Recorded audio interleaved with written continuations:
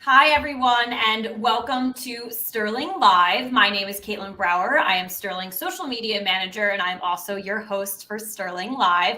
I'm so excited to be back here again today. As you can see above me, I have two amazing guests who are no stranger to Sterling Live. They've both been with me, but they are here back again. So I'm so excited to introduce my guests for today. We have Joy Henry, Head of Technology and Business Services, and Melissa Dorsett, Head of Client Success for Technology and Business Services. As you can see on the bottom of our screen, this is what our topic is for today: building a thorough global background screening program. Joy and Melissa, thank you both for joining me on this episode of Sterling Live. I would love for you now to introduce yourselves to our audience. So Joy, I'll start with you. Can you please introduce yourself and just tell us a little bit about your role at Sterling? Sure. So it's nice to be here. I've been with Sterling for about 10 years. In my current role, I am lucky enough to look after our clients that fall under the tech and business services industries here at Sterling, which includes about 7 different industries, including our Sterling Diligence, staffing, retail, financial services, business services. And so I look after a group of people who are responsible for sales and client success, marketing. We work really closely with our operations and our products teams as well. Awesome. Well, thank you again for joining me for another episode of Sterling Live. Melissa, it's been a little bit since you've been on Sterling Live, but can you go ahead and reintroduce yourself to our audience and let them know a little bit about your role? Yeah, happy to. Thanks, Caitlin. Hi, everyone. I'm Melissa Dorsett. I am the head of client success for Sterling's Technology and Business Services commercial team. So the same verticals that Joy called out. And I specifically oversee our client success team. So those are the individuals that support our clients day in and day out. So I'm working very closely with our clients. I've been with Sterling a little over 9 years now and have worked very closely with clients in many different capacities, but specifically on building out global screening programs. So excited to talk through this topic today. Thanks for having me. Of course, and thank you. And clearly we have two seasoned guests on today. So our audience is going to get amazing insights from the two of you. You've been here for a really long time. You clearly know what you're doing in your roles. So I'm excited to start talking a little bit more about building out, a global background screening program for our audience today. But a quick reminder, if you are watching live on Facebook, LinkedIn, or YouTube right now, if you have any questions or comments for our two guests, go ahead and put them in the comment section across all three of these platforms, and I will get them over to Joy and Melissa as I see fit throughout the episode. So let's go ahead and get into it. So I want to talk about, the evolution of global background screening programs first. So Joy, can you share, how you've seen these global programs evolve over the years? Yeah, so we historically, when we think back, say 5 years ago, most global background screening conversations really were in the financial services and professional services spaces. And we talked a lot about expansion across the EMEA region as well as the APAC region. And I think over the last few years, what we've seen is those global conversations have moved into different industry groups like retail and staffing, technology, and media is another area where we've seen continued growth in the global background screening space. In particular, regions like LATAM have become much more a part of the conversation. I think a lot of organizations have realized that there's a lot of really talented people in those regions with different language skills and capabilities that offer a lot of value to their organizations. The other thing, I think I said this on the last time I was on a Sterling Live, but the world continues to become a smaller place, which means that people move around more frequently. And now that the world is opened back up after COVID, people are definitely starting to move around and work remotely, which means that people are hiring individuals who have more global backgrounds. So while you may be a US headquartered organization that predominantly hires in the US, the chances of you hiring someone with an international background is much higher these days as well. And then the last thing is that we've seen the rest of the world really quickly embrace and think about background screening differently. So the US has done background screening for much longer, and there's still some restricted parts of the world, but we are seeing the rest of the world start to lean into background screening, which means technology that's available to complete background screening is evolving, as well as turnaround times are thankfully coming down in some regions around the world too. So it's a great point to end on because it goes into my next question for you, Joy. So what are the benefits of one global platform versus using multiple screening vendors? I think the biggest challenge really is for a large multinational organization, the ability to manage a single program that provides some consistency. Trying to do that across multiple vendors that have different solutions, different approaches, different compliance outlooks or evaluations of local laws like data privacy requirements, that sort of thing. It's really challenging if you're not working with a single organization. When you lean into a single global provider, you have the ability to take your policy as an organization and lay it into a program that then allows for regional nuances, in region support, those types of things, but you can rely on the consistency of the program. And ultimately what that means is it's a more predictable experience for your candidates around the world. It's a more predictable experience for your teams around the world. And then from a compliance and regulatory standpoint, it's a single stream of management, which is continuously changing on a regular basis. Yeah, so 3 obviously important call outs there, making sure that your candidate experience is the same experience for everyone around the globe. You are staying compliant in multiple regions, when you're in the US, amongst states, right, and everything like that, and then going out into different countries as well. But then also for your team members, I think that's a great point to bring up as well, because internally, your team, your culture, your structure needs to align with multiple different vendors that might cut off in certain areas. So I think those are 3 big points that you raised right there. Earlier you had mentioned, technologies and kind of the changes there. So Melissa, are Sterling's new technologies and capabilities available globally, and just kind of what information do you have behind that? Yeah, absolutely. So from a sort of platform user experience, candidate experience perspective, our objective at Sterling is to create as consistent of an experience as possible around the world for candidates, but then really build in, and for users, I should say, but really build in those local nuances. So things like being able to go through our application in the language of choice for the candidate, for example. And so, yes, the answer in short is yes, we do have our technology and platforms available globally.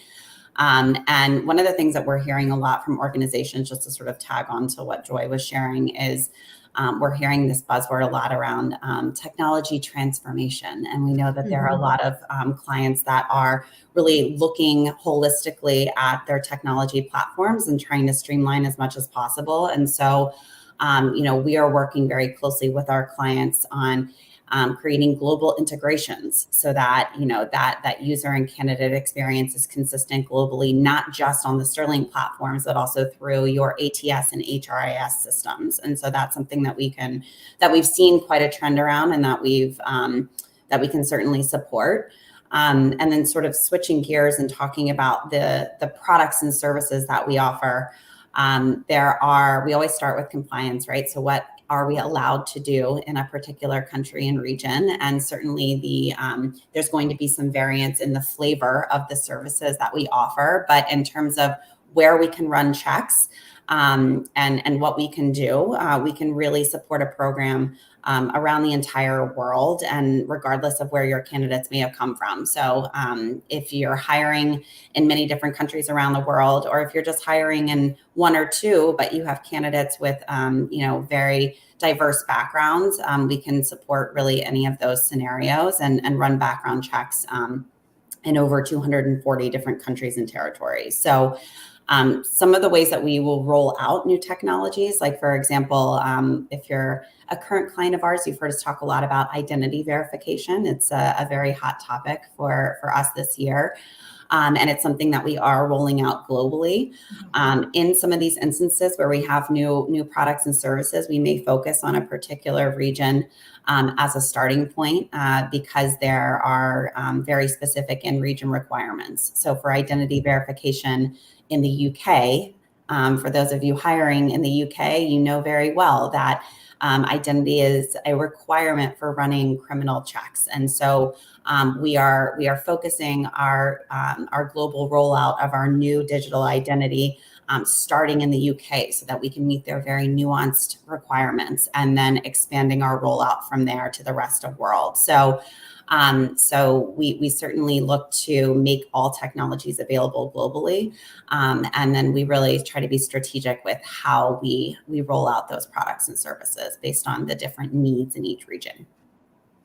Yeah, it's great to hear that. So obviously that we're seeing this evolution with these global programs, and we're seeing, even technologies now going into areas where they maybe haven't been available before. And an organization like Sterling expanding on those technologies, offering them to clients who are hiring around the world. So with this evolution, there's probably people watching right now and they're saying, all right, yes, I need to get ahead of this now and start building out my program. So, let's kind of get into the meat of that discussion of building out, a global program. And bring in Sterling into it. So Joy, when it comes to, global background screening, what are some of Sterling's core differentiators? I think there's quite a few, which is I think why we're proud to work here. But yes. the first that come to mind are really regional expertise. So as I mentioned, the world is becoming smaller, and we do see more organizations leaning towards a single global provider and program. And so that can be a really daunting thing to take on and then to manage. So what we've spent a lot of time on is not just organizing around our industries, but then also leaning into regional expertise within those industries. So the way that we have the ability to kind of flex and create a account team or a client success team around our companies, I think makes us very unique. So I can, if you're in the financial services space, we can create a team that encompasses people in US, LATAM, Canada, EMEA, APAC, that all have financial services expertise to partner with your teams regionally. That allows you to then seamlessly roll something out around the world. I think the other thing that is important when you think about global programs and who you work with is really scalability.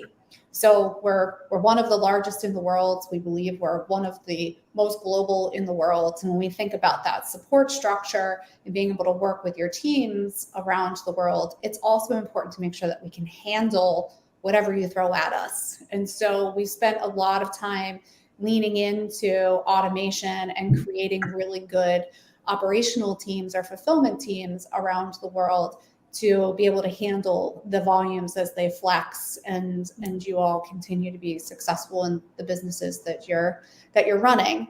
And then I think the last thing that really stands out is really our belief that a tech-enabled platform is the way to go. So we believe we were the first to move to the cloud. The reason that's relevant is because it allows us to put data in the right places around the world so that we all stay compliant from a data privacy perspective. But it also allows us to create new features and functionality and release those in an ongoing basis, but create zones for our clients so that you never feel it. You just magic things appear because we're able to release things all of the time. So I think when we think about global provider, making sure that they're in the right places, making sure that they're investing in the right regions around the world, making sure that they can grow wherever you're growing, and that they're using technology and automation to enable that, to ultimately keep it fast, keep it consistent, keep it compliant and affordable. I think that really kind of wraps us up into some of the key things we bring. Yeah, and it's important, for our clients to feel that Sterling is rallying around them because, me hiring at this company looks completely different from another organization hiring, especially, even right now with these fluxes of people coming in, coming out, things like that. So, I love that you started your answer off with that because you're right. If you're working in a global financial services company, this is what we get from Sterling to come around your organization and to give exactly what you need. And then throwing in things like automation technology, staying compliant really brings it to the next level.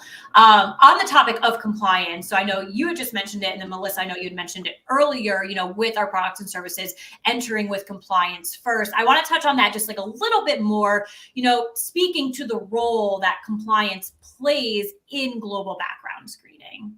Yeah, absolutely. So compliance is central to really everything we're doing around the world. As we know, as we roll out new products and services, we want to make sure that we're certainly in line with local legislation and privacy laws, and in different areas of the world that can vary quite drastically. And so it's really a combination of a partnership between our compliance teams, our in-house privacy teams, our outside counsel that we partner with all around the world. So different legal teams that specialize in different regions, and then certainly how that plays into our product organization and building and rolling out new products and services. And so as we look at each of the markets where we're operating, we're constantly monitoring the legislative landscape and any new laws or regulations that roll out prompt us to review our products and services and make sure that they're in line with those local requirements and restrictions.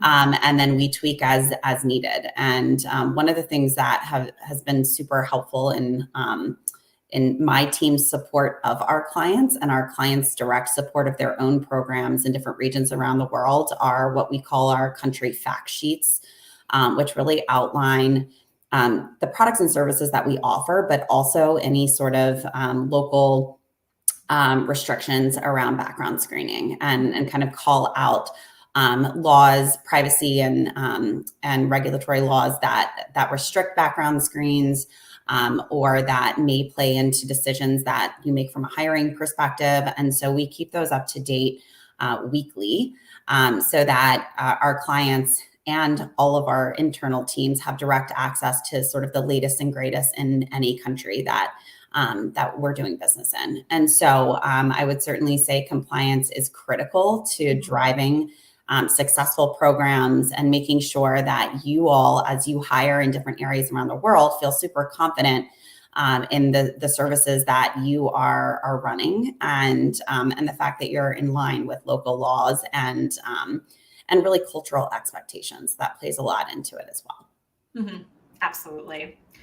So, with building out these programs, we've talked a lot about, how, Sterling does support, whether it's from a team aspect, from a technology, we just spoke about compliance. I want to talk about, actually the approach to, getting a client on board with a global background screening program and, really the pace in which, because we know everything takes time. So Joy, does Sterling have a standard approach to when they are, helping and implementing, a global program for a client? Yeah, we have a team solely dedicated to implementations. So they really sort of take the time they kind of slow down the process for a minute, and they start asking a lot of questions. They want to understand how you operate as an organization, culturally, how you teach and learn and roll things out, and then start looking at the global landscape and where we need to make sure that we are paying close attention to cultural nuance as we roll things out, and also work through change management. We have some clients who say, we want to turn it all on. We want to go live on July 1st with the entire world. And so there's a very specific approach in the way that we scope those things, make sure that we get the program built, tested, everyone trained and ready to go. And, then we set off the celebration alarms on the go live date. And then we have some clients who prefer to phase it. So we go regional, or you'd go by team, depending on how the organization is structured. And we can really couple up to either of those approaches. But the most important thing really is that we take the time to ask a lot of questions. One of the things that you'll hear when we talk about ourselves and how we align to our customers' mission statements is that we will challenge status quo. We're very curious people. We ask a lot of questions. We try to understand why you do things the way that you do them. And then hopefully there's an opportunity for us to enlighten you on maybe different ways to do things that might make your life easier, but more importantly, make the candidate experience frictionless or more frictionless than you may be experiencing today. So we take that part really seriously. We treat that as very sacred time, just like we treat business reviews that we have with our clients as sacred time, because it's a really good way for the two organizations to get to know each other and understand and establish how we're going to work together throughout a long-standing relationship.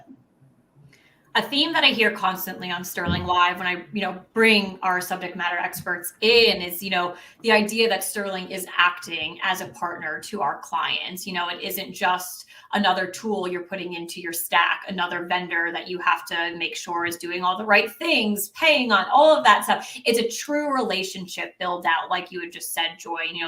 That's the good thing about these taking time and slow, because that relationship gets so much stronger. And that's something too, within my role in marketing, we do get a lot of testimonials and feedback that I'm seeing and I'm filtering through. And that's something that's always blaring from every client that I've received a piece of feedback from, is that they've taken the time to get to know us, to really understand, to even ask questions. So I'm happy you brought that up too. We're asking the questions that maybe they never thought of, or to kind of maybe not challenge, but to try to understand in a different way certain things that they're trying to do. Yeah.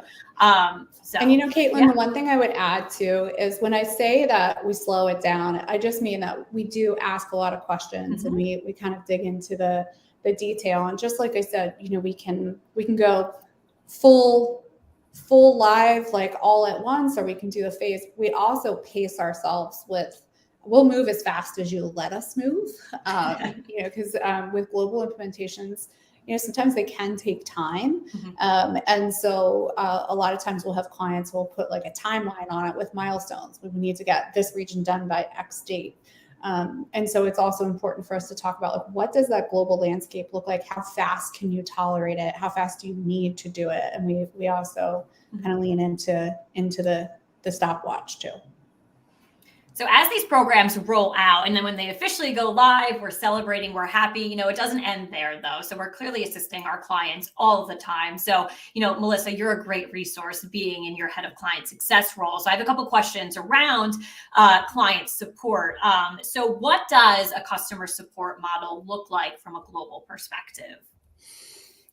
Good question, Caitlin. And yes, this is very near and dear to my heart because this is where my team really comes in. But we structure our support really to mirror the program and the support structure and that you all have in place. So how are you running your program? Do you have regional teams that are hiring in different places around the world? And if so, we will mirror that support model and put in place client success partners and client success associates who play sort of different roles, but dual role as a team to support your programs, both tactically and at a strategic level. And so we'll typically designate someone to be really like the lead global client success partner that helps you drive global success across all of your hiring regions.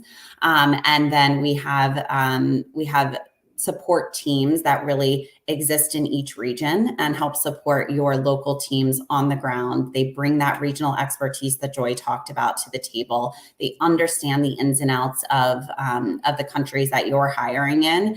And then that rolls up to your overall global strategic plan. And so our goal is really to, again, mirror the support structure that you all have in place for your own program and make sure that we're giving you support both at a tactical day-to-day level with your client success associates and then also at a strategic level with your client success partners who are really going to help you measure the success of your program, align against your overall regional and global goals, and make sure that we're tracking to those. And so what's really important is making sure that we have that combination of regional expertise and global oversight.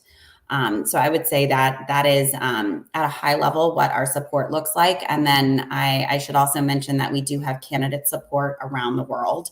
And so regardless of where your candidate's sitting, they'll be able to call in and touch base with one of our candidate care team members to help them through the process if they have any questions as they're going through their background check. So we try to hit on all three different sort of levels and flavors of support, regardless of where your team is. So I know people love to hear an example or hear a story. So I'm going to follow up with that model and maybe pull in an example for our audience. So, do you have an example of a client that has a large global background screening program, and how does your team specifically support them? So yeah, absolutely.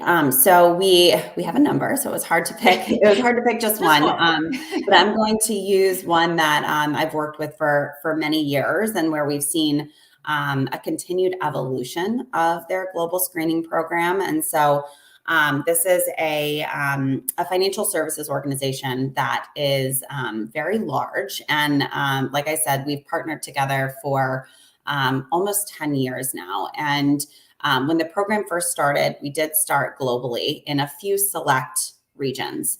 And when we first rolled out the program, again, because it was many years ago, and some of these regions weren't necessarily quite as developed in the background screening world, and maybe had more limited products and services.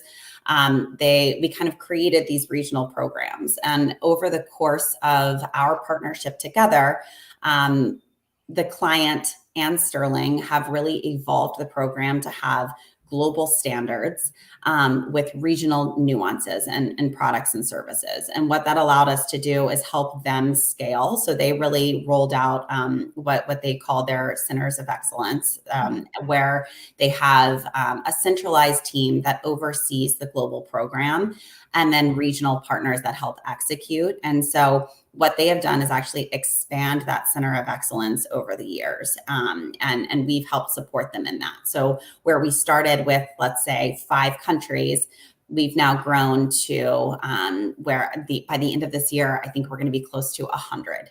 Wow, which is that's pretty amazing. incredible. Yeah. Exactly. And so we've been able to really partner hand in hand with them to roll out this sort of prolonged phased approach, but it's allowed them to scale their business.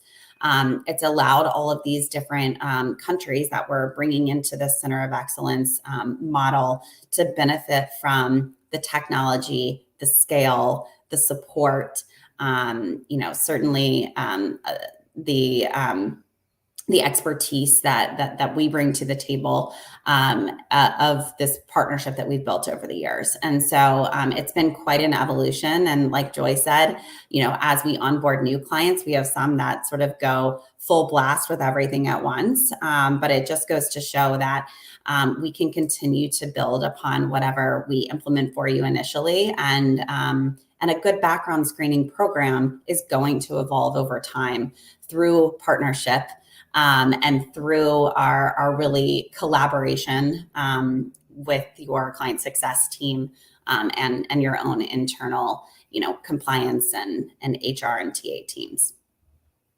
So I love that example. I think you picked a great company because it touches on everything we've touched on this episode so far. So within 10 years, that business clearly has evolved over time, whether it's with just their organization, maybe their industry, but then also as well, the global aspect, bringing on 5 countries, now going into 100 in a 10-year span. So like you had mentioned, what Joy had said, they had 5 priorities 10 years ago, and now they've expanded into, so it's taken a long time to really mold this out. And I think that I was not expecting 100 countries to come out of your mouth. So I think that truly is incredible. But then also showcasing the relationship and the support that Sterling has showed this organization, and truly building that partnership, and from the sounds, it sounds like it's still growing. So there's more to come there. So I think that was a really good example, and love always showcasing that type of stuff to our audience, because, who knows, maybe they're watching and they're like, that's us, and they're excited. So you're on.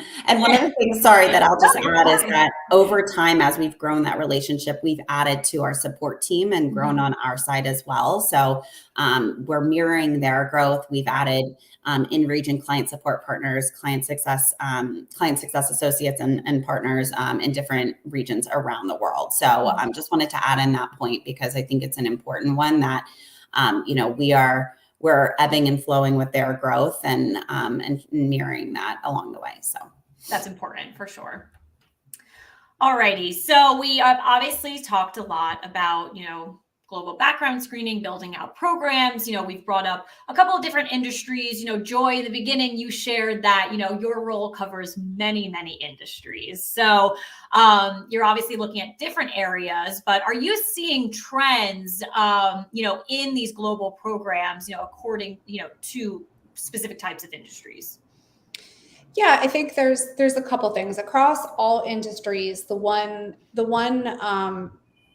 one item that I think everyone is dealing with and trying to decide how they combat is this concept of fraud and imposters or bad actors trying to get into organizations. And so I think focus on identity and making sure who you interview and who you background screen and who shows up for work each day in a lot of the remote work spaces has become really, really important. We've seen that in particular in the global landscape across financial services, across technology, professional services, as well as staffing. So we're seeing that a lot of times bad actors are trying to get into organizations through a third party, into some type of temporary assignment or contractor type of program. And that is happening around the globe. And so it's a topic that is keeping a lot of our clients up at night. And thankfully we've got some solutions that we can talk them through. From a sort of more general perspective, we are seeing a movement in the retail and the staffing space to bring those regional programs together into a more centralized approach so that they can leverage economies of scale when it comes to pricing, consistency, again, like we talked about before, with both the candidate onboarding process, but also for the organization's teams in order to be able to manage that much more efficiently. And as the workforce continues to shrink, as we've got generations retiring in droves and not as many of us still in the workforce or coming into the workforce, that competition for a really good experience around the globe, being able to attract people to your organization no matter where they are, is really a trend that we're picking up on. Not a new concept. Clients have always been focused on that candidate experience, but now we talk much more in some spaces about how do we leverage technology differently. We see a lot of organizations like media and some other industries that we look after specifically really leaning into technology harder and more aggressively than maybe they were before, and looking to us to be able to be a part of that movement too. So this is an interesting time in the world. Global macroeconomics are affecting a lot of choices, and we've got ChatGPT out there showing up in interviews. We had a leadership council where a client had shared that they discovered that a candidate mid-interview was typing in interview questions into ChatGPT to get the answers because they weren't qualified for the position that they were interviewing. And those were in a pretty high profile organization. So our clients are facing technology in ways as sort of like a friend and a foe. And it's showing up everywhere.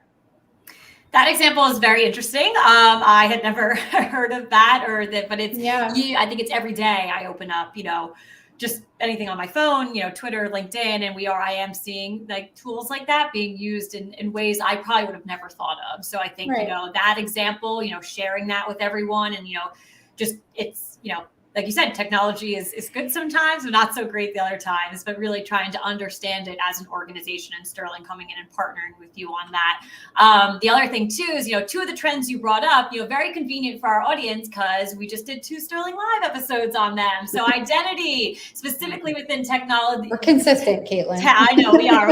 And tech and FinBiz, you can check that out. That was a couple of weeks ago. And then retail, we did an entire episode on that. So get over to YouTube and check out those 2 episodes for sure. But that's just my little shameless plug there. So honestly, so good, this conversation so far. I do want to remind our audience real quickly, if you are watching live on Facebook, LinkedIn, and YouTube, if you have any final questions or comments for Joy and Melissa, pop them in the chat right now. But with that being said, I want to gather final thoughts from the 2 of you. Listen, we've had a lot of thoughts and insights so far, but I know you've got a little bit more in you. So Melissa, I'll start with you. Just final thoughts on today's episode, topic, anything like that. Yeah, I would just say if you're out there and your organization or your team is contemplating rolling out a global program or consolidating with other existing global programs that you have, it can feel intimidating. We understand that. We've been through this before. Please reach out to your client success partners, reach out to your practice leaders, and we're here to help shepherd you through the process and talk through where opportunities are, where there's challenges, things that you're unsure of. We've got a lot of expertise, like we said, on our side, and we'll be able to leverage those different resources for you. So it can feel like a daunting conversation to sort of embark on, but please don't hesitate to reach out to us and let us help you sort of go down that path, and we can share these successes and even some learnings that we've had from what we've seen, other organizations go through in the past. So just please don't hesitate to ask us for help and start the conversation. And we'd love to take you through that journey. Definitely. Joy, final thoughts from you. Well, Melissa kind of stole my thunder, but I think the biggest thing is for organizations who are trying to determine who is best to partner with. I think those things that we talked about earlier before are really important to keep top of mind. But the most important thing is to make sure that you're working with someone that can work on the ground in the region with your teams. It's really underestimated how hard this change is when you try and do it around the globe. Mm-hmm. There are so many things that we need to take into account from a cultural experience perspective. And if you don't work with an organization that can put that global lens on and understand the sensitivity around providing information in the UK is significantly different from a US citizen's willingness to hand out their social security number to anyone they talk to on the phone. And so those nuances are really important in figuring out what's going to work and be adopted and be smooth for your teams and your candidates. And so I would say that if I were in your seat and trying to make a choice, I would lean in on the people first. I would make sure that I'm working with an organization that has people who are smart in the regions, who can guide you through these things, and who won't just say yes. We are not the type of organization that's going to pick it up over here and put it down over here. And that's really, I think, what's made us so successful on the global landscape. Absolutely. Well, Joy and Melissa, thank you both so much for joining me today on Sterling Live. I had a great time as always, and I know our audience is definitely walking away with a ton of great insights. Probably going to get a lot of inquiries, questions. That's totally fine. That's what we're here for. Like Melissa said, we're here to help you through. Thank you to our audience for tuning in as well, week after week. I appreciate everyone who tunes in, and obviously anyone who's watching on demand as well. So with that being said, I will catch everyone on the next episode of Sterling Live. But Joy, Melissa, thank you both again for joining me. Thanks, Caitlin.